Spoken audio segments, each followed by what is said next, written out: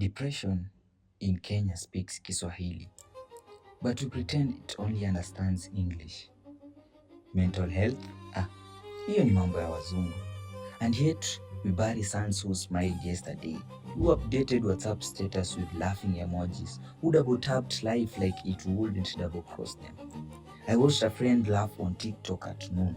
Algorithm fed joy 15 seconds of borrowed light, and by midnight, he was gone, leaving no note, just silence and a full M-Pesa balance. 10. How do you explain overdraft paying to a wallet that's still breathing? How do you reconcile he was fine with he is finished in less than 12 hours? We scroll past brief because brief takes data and we're already running low. We say, men don't cry, as if tears are gendered and pain checks your ID at the door. But how do you drain a dam of decades through dry eyes? Release a flood when you are taught that leaking is weakness? How do you unclench a heart that was taught tightening is strength? Our fathers taught us how to swallow storms, call it discipline, call it culture, call it character building, but nobody taught us how to spit the waters back out. I want to say I'm not okay out loud without the room going quiet like I've announced a death, without someone reaching for prayer like it's a fire extinguisher for honesty. But we don't talk about it, not in this house, not in this language, not in this culture. Silence is our first language and endurance is our mother tongue. Our mothers hide their anxiety in prayer meetings and all-night vigils, knees on concrete floors, whispering worries into ceiling that never whisper back. Our fathers drown their fear in politics and cheap liquor, arguing about leaders because it's easier than confronting the leaderless chaos inside their chests. And us, we meme our own trauma, Photoshop smiles over scars, laugh with cracked voices, post motivational quotes at midnight, and then delete them by morning. We call that healing. We call it being strong, but strength without softness is just another cage. We have mastered the art of appearing okay. The Nairobi hustle smile. The niko poa, that means please don't ask me another question. We are fluent in avoidance and bilingual in pain and performance. I once told a friend I was tired, not sleepy, just tired. The kind of tiredness that sleep doesn't touch, sits behind the eyes and arms.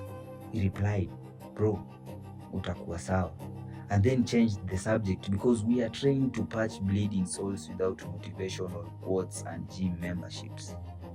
Go to the gym as if muscles can outlift trauma. Be a man and pray harder as if faith is a replacement for care.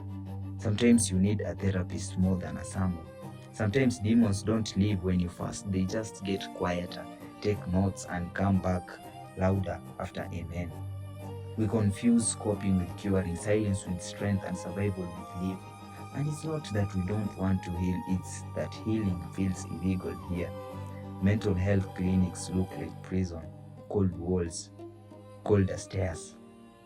Antidepressants cost more than rent, so we choose between peace of mind and a roof over our heads, and saying you are in therapy gets you labeled unstable instead of brave.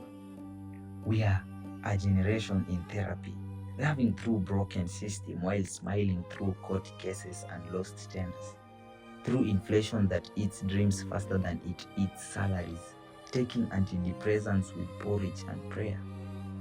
We joke through breakdowns and laugh at memes that mirror our pain, because laughter is cheaper than Prozac and humor doesn't require a referral letter. But I want more than survival. I want safe spaces, not just hashtags. Helplines that actually pick up, not automated voices asking you to hold while you are barely holding on. I am not okay to be met with softness, not suspicion. I want us to unlearn shame, to speak fluently in healing, to stop treating vulnerability like imported furniture, nice to look at but never used. And if healing is rebellion, then let this be my protest, because we don't talk about it. But from now on, we will. Until sons don't have to disappear to be heard. Until I am tired become an invitation, not an inconvenience. We will talk.